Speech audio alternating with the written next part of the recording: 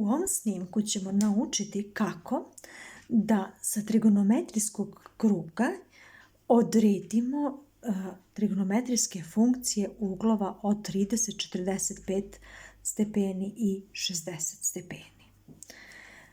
Posmatrajte prvo kod trigonometrijskog kruga.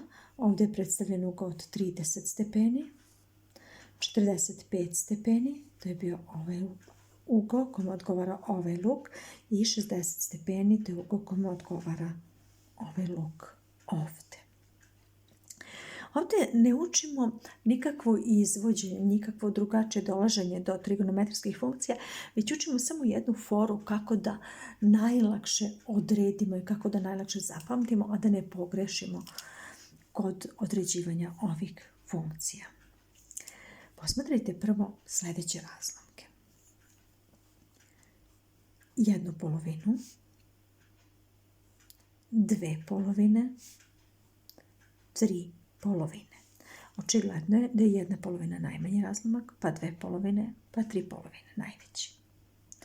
Sada korenujmo svaki brojilac. Ovdje pišemo koren iz 1, koren iz 2, koren iz 3. Možemo pisati znak manje.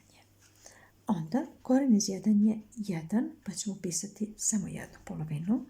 Znači 1 polovina je manja od koren iz 2 kroz 2,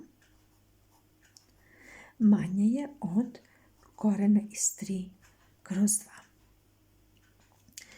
Ovdje ćemo imati kod trigonometrijskog kruga na horizontalnoj x osi vrednosti koje će predstavljati kosinuse, pošto na x osi kosinuse ovih uglova ovdje. Pazite, ovo je sada najmanja vrednost, srednja vrednost, najveća vrednost. Kod najmanje vrednosti pišemo 1 polovinu. Kod srednje vrednosti pišemo koren iz 2 kroz 2. I kod najveće vrednosti pišemo koren iz 3 kroz 2.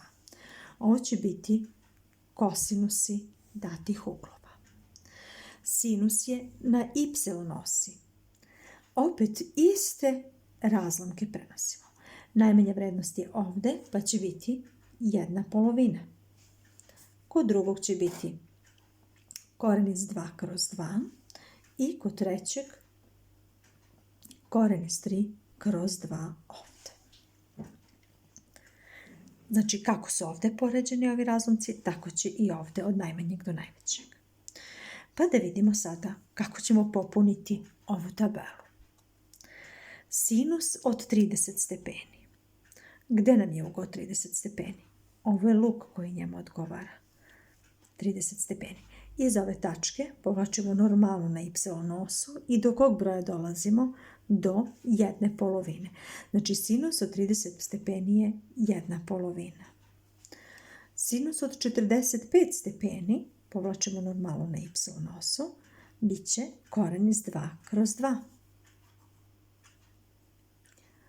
Sinus od 60 stepeni, normalno na y osu, iz ove tačke, bit će koren iz 3 kroz 2. Sada određujemo kosinus. Kosinus od 30 stepeni. 30 stepeni za kosinus povlačimo normalno na x osu. Kosinus od 30 stepeni je koren iz 3 kroz 2. Kosinus od 45 stepeni. Iz ove tačke povlačimo normalno na x osu. Kosinus od 45 stepeni je koren iz 2 kroz 2. I kosinus od 60 stepeni, normalno ovdje, bit će 1 polovina. Nisam u ovoj tabeli navela tangens i kotangens zato što, podsjetit ćemo se ponovo, tangens nekog ugla alfa možemo dobiti kao količnik sinusa i kosinusa. Znači, deljenjem ova dva broja dobit ćemo tangens od 30 stepeni. A kotangens ugla alfa dobijemo kao količnik kosinusa tog ugla i sinusa tog ugla.